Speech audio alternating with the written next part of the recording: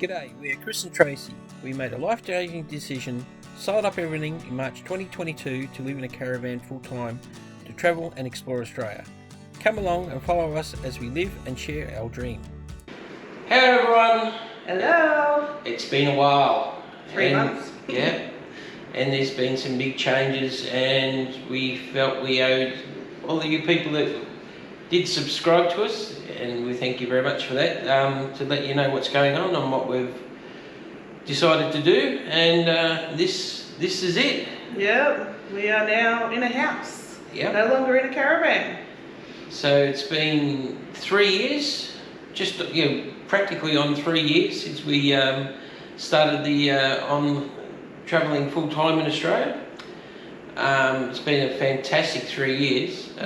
We've seen so much of Australia, we've met so many different people, but all good things come to an end. After coming across from Broome in the summertime in the wet season, and then getting caught up in the floods up in Townsville, it just was time to hang up the caravan, so to speak. We just felt we need to put down roots, and so we got out of Townsville, as you would have seen in the previous videos, and we started coming back down the east coast. And I've always, when we first started travelling, we came up past this way where we are, and we bypassed. Use ChatGPT to answer that. You can enable ChatGPT on your iPhone.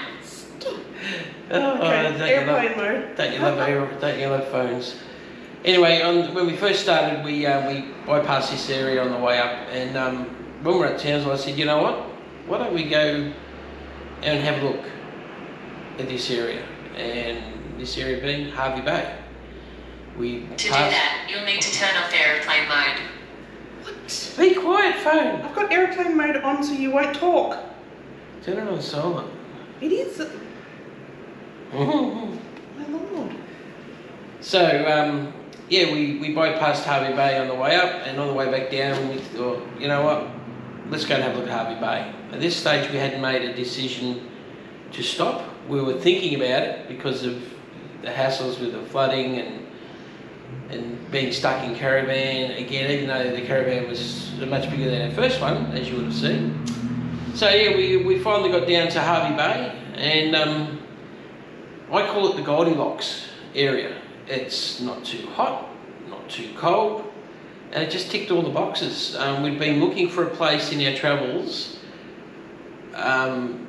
If we were going to stop, we would stop. We hadn't found it yet. In 3 years of travelling around Australia, we just hadn't hit. It was close at Port Lincoln. Yeah. The only thing that stopped us at Port Lincoln was it was still cold in summertime, wintertime. So that's the only reason. So we kept on looking. And we got to Harvey Bay, and as soon as we got to Harvey Bay, and we posted up at our caravan park, and we started exploring the area, and we got, you know what, this is it. This is it, yep. We just knew, didn't we? Yep. The town is big enough to have everything that we need and want, but it's still not overly crowded. Even busy time like now, it's peak season, and it's not too busy still, so yeah, it's good. Yeah. For Tracy, because Tracy does crochet plushies, and she has her own separate channel for under Travel Crochet. It ticked all the boxes because there are a heap of markets in the area, and we've been doing one particular market now for how long? Well, since we've been here, really, since February. Yeah, since February, so every fortnight or second and first, third and fifth there is a fifth Sunday of the month, So we've been doing the markets, which have been doing really well for Tracy and it. For me, there's a heap of different clubs in the area. I haven't mentioned it before, but I am a shooter. That's how me and Tracy met, through firearms, through competition shooting. And in this area, there's 1, 2, 3, 4. There's 4, maybe 5 clubs inside an hour of this location. Inside of half an hour, there's 3. 20 minutes. So for that, there's good fishing at the front between us and Fraser Island I call it Fraser Island, it's not Kagari to me, it's always be Fraser. So it's sort of the Goldilocks area, and that's why we made the decision. Yeah, and before we started travelling too, Chris's hobby used to be making custom fishing rods. So now he can start going back to doing that because it was way too big and cumbersome to do in a caravan. So now he's starting to collect all the things that he'd sold before we started travelling. So yeah, we're back to our hobbies, or getting back to our hobbies that we used to. And I used to do some card making as well, so I'm going to start getting back into that as well. So yeah, it's good. We can spread out, and it's so good. We've got a recliner, and the feet can go up. Finally, it's fabulous. Yeah. So that we made the decision, and we started looking for a house. And very quickly into looking for a rental, people tell us, oh, it's going to be 18 months. It's really hard to get rentals, and and we flipped one within 8 days. Yep. So lucky. From 8 days from the decision that we were going to come off the road to getting a house. Yep. And it was 9 days. We got the house. We had to wait a fortnight to move in because owners were doing some renos because they'd not long bought it as an investment property, and we got the house through happenstance. We'd seen that other place had been on the market. We couldn't get onto it. Tracy rang the real estate agent, and they said, look, I don't know why it's still there. It was rented 6 months ago. What are you looking for? And Tracy told her what we'd been doing and where we'd been and what we're looking for. And because we knew we were also going to have some troubles getting a rental because we don't have any rental history for the last 3 years, obviously, because we've been travelling Australia. So that was going to be a concern. So the real estate agent, she said, well, it just happens. I've just taken on a new client today, and I have a property that's not even been listed yet. I think would suit you. If you want, here's the address. Go around and have a look around the outside, because we can't get in yet because she hadn't even received the keys to the property. See what you think. So we drove down to where we are, and well, hell yeah, that looks okay. 400 metres from the water, and in a good area of the town. It's not Hervey Bay still it can get some flooding. There has been some flooding since we've been here, but not in our area because we're up in the high part of the town, so it's fine. We said, well, what do we do? And she said, well, fill out these forms and we'll let you know. And we're within next day. The next day she said, yep, no worries. So then we moved in on the 11th of April. 11th of April. On the 12th of April. Oh yes. Oh no, mind you, the night we moved in on a Friday or Saturday? Friday. So Thursday night, I didn't know that this one had listed the caravan for sale on Facebook Marketplace, hadn't he? Hadn't emptied it, hadn't moved into a house yet, hadn't cleaned it, and so we moved in the Friday night. We had somebody wanting to look at the caravan. So Saturday, I quickly, desperately, both of us emptied the caravan, cleaned the caravan. The person came to have a look Saturday afternoon, and it was sold. And bought the caravan. So it was gone by Sunday. Yep. Sunday. Monday, I said, well, we haven't got a caravan anymore. We don't need to patrol. It's a big car. It's been fantastic, but it's not essential to what we're doing now. So we went out looking at cars. Monday afternoon, we bought a new car. Tuesday, the next day, we had the new car. The patrol went in a day, and we're in a brand new BT50. So which suits us fine. We that'll do what we need it to do, 100%. Yes, patrol was great, and I don't regret ever having it. It was a fantastic vehicle. If you are someone who's been watching our channels and you're thinking about travelling Australia, I couldn't recommend it highly. Yes, you do pay a little bit more on fuel, but as far as reliability is concerned, in 3 years we had one breakdown, and that was the alternator. The alternator failed, bearings, they failed. We didn't have a flat tyre in 3 years. We never had to change a tyre once in 3 years. So other than that, one windscreen, we copped a rock up in Darwin That's and right. we put a new windscreen in. Other than that, absolutely nothing wrong with that car. Yeah, perfect touring car. Yeah, Absolutely. but for around Harvey Bay, it was too big. Yeah, go into shopping car parks and it's just a nightmare. And yeah, just needed. We still wanted a ute because of for doing the the markets, markets. I end up with tubs full of toys to take, and then the marquee and all the other stuff that you take. So we still wanted a ute for that. But we are so happy, and our next door neighbours, within the first 2 days of moving in, they introduced themselves. We've been over for dinner.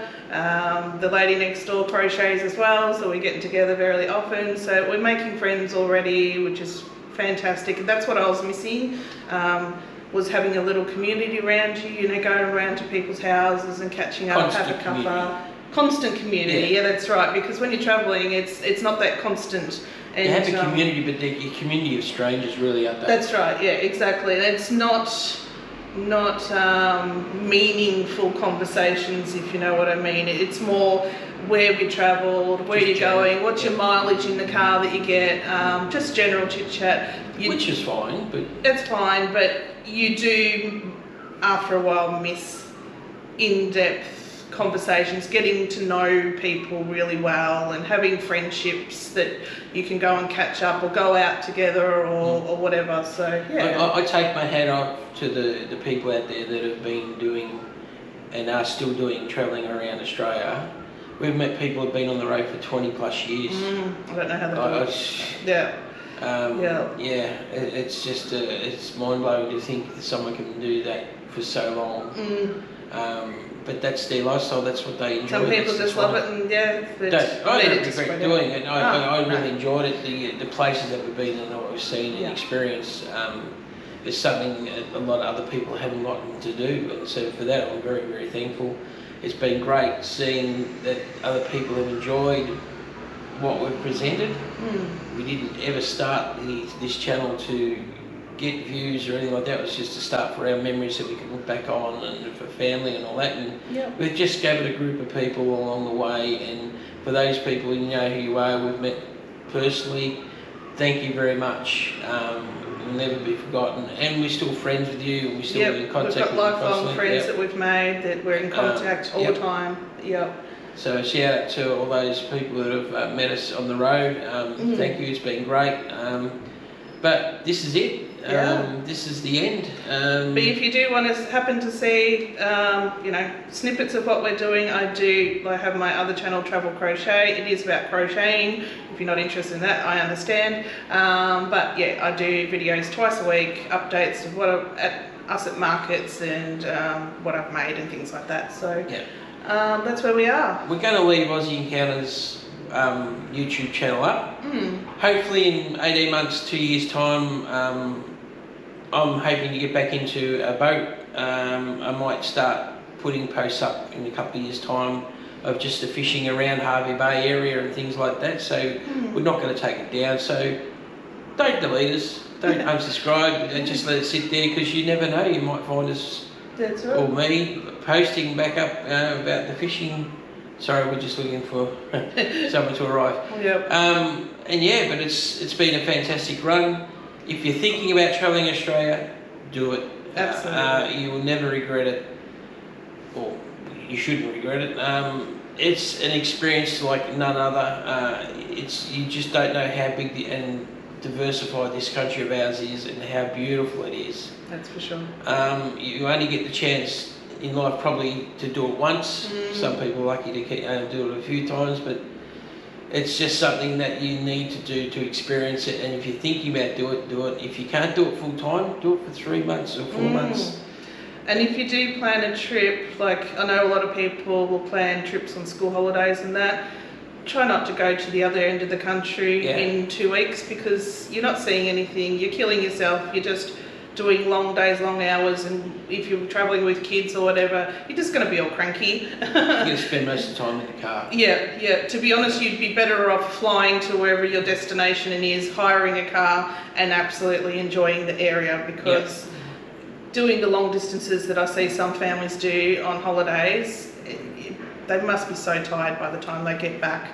and not really enjoyed it, like not really seeing what there is out there. When we did the dash from Broome across to the East Coast, we did that in 4 days. Yeah. And that was 4 huge days. Huge. That was because there was supposed to be a cyclone in Broome. So we we ended up in the floods in Townsville, unbeknownst to us. But and really, we were only stopping overnight, and we're up early again the next day and gone. You only saw what was outside of the windscreen and the sides of the car. You didn't get to experience the area. And your stops were, 10 minutes to fill up with fuel and get a drink or something. You weren't sightseeing, that's for sure. So I don't recommend at all to do long distances very quickly like that. And if you can, plan your trips so, it would probably end up cheaper, like I said, if you flew to the other side of the country and hired a van for 2 weeks for your holidays, and you would enjoy it more.